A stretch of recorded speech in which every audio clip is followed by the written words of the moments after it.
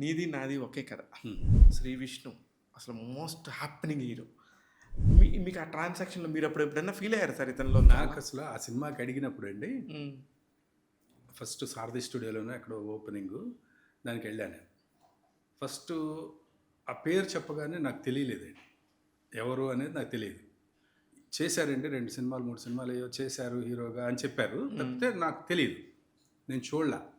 అక్కడికి వెళ్ళినప్పుడే first time చూస్తే ఏంటంటే అప్పుడు సన్ ఆఫ్ సత్యమూర్తి అనే సినిమాలో అవును ఒక ఫ్రెండ్ క్యారెక్టర్ ఏదో వేశారు, అవును అది గుర్తొచ్చింది నాకు. అల్లు అర్జున్ గారి ఫ్రెండ్. అయితే అప్పటికి ఆయన హీరోగా ఏవో చేశారు, 1-2 చేసినట్టున్నారు, అవి నేను చూడలేదు కాబట్టి నేను ఆయన తెలియదు. కానీ ఫస్ట్ డే షూటింగ్లో ఒక షాట్ పెట్టినప్పుడు డైరెక్ట్గా షాట్లోనే నేను చూశానండి యాక్టింగ్.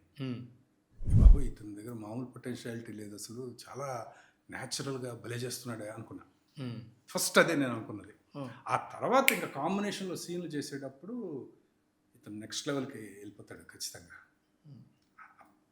అంటే ఆ ఇన్వాల్వ్ అయ్యి చేసే ఇది ఉంది చూసారా, 100% ఇతను కొట్టేస్తాడు అనేది నాకు అప్పుడే చెప్పాను, నేను సెకండ్ డేనే చెప్పాను. కానీ సామాజిక వర్గంలో మీ సీన్స్ ఉంటాయి, చాలా బాగా, అంటే చాలా పొటెన్షియల్ ఉన్న యాక్టర్ అండి అతను.